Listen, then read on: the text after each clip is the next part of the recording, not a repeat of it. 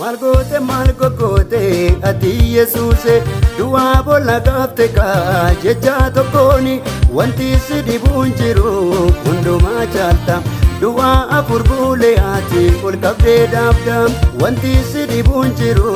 hundumaa caalta du'a afur buulee ati ol qabdee dhaabda safuudha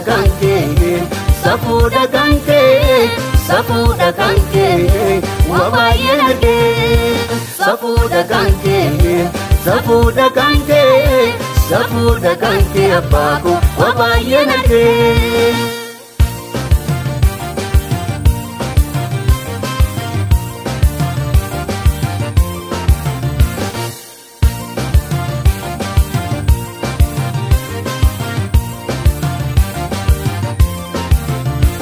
Kana du'a miti Yesus kana tojjate ama murtoo kaa'ifi fannoo qopheesse dubbii garagalchuufaati waaqarraa dhufte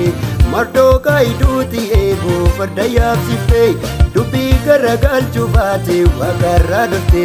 murtoo kaa'iduuti eeguu farda yaabsifte safuudha kankee waa baay'ee argee.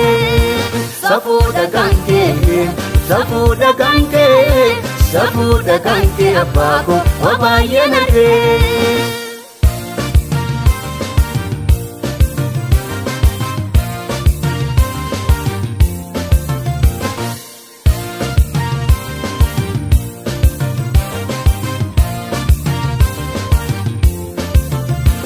Bishaanis waraabsifteetta as Galiilatti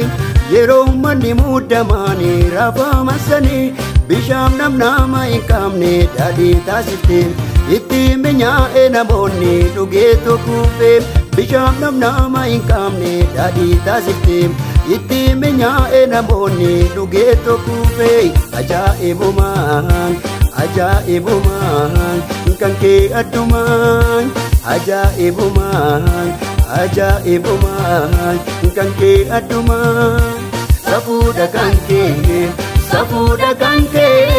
safuudha kankee waa baay'ee argee safuudha kankee abbaako waa baay'ee argee.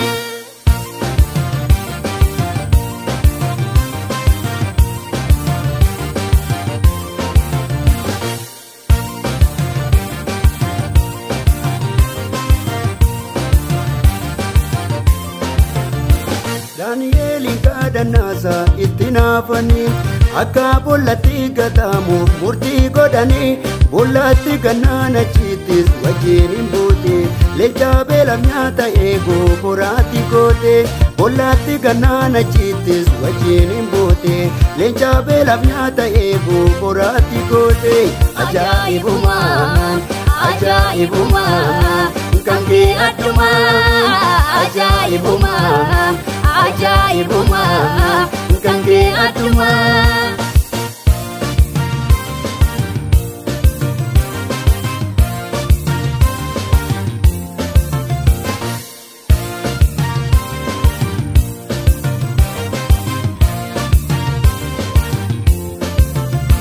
Kamala dhabee waaqayyoo gargaarsa taata saboo eessi eeggateefis furmaata taata namichi karaarra taa'ee kasi eeggate karoosa bantee gadhiifte regee mul'ifte namichi karaarra taa'ee kasi eeggate karoosa bantee gadhiifte regee mul'ifte maaltu si dhibaa homtuu si dhibuun hojiin kee addaa iyya gooftaa Yesuus maaltu si dhibaa homtuu si dhibuun hojiin kee addaa iyya gooftaa Yesuus safuudha kankee waa baay'ee argee safuudha kankee abbaako waa baay'ee argee. Malgo kote ati Yesuuse du'a bolla gaafte kaa jecha tokkooni wanti si dhibuun jiru hundumaa caalta du'a afur buulee ati ol qabdee dhaabda wanti si dhibuun jiru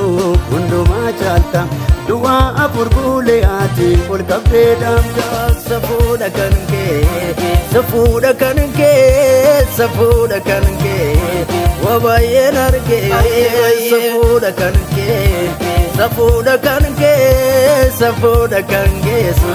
wabaayeen argee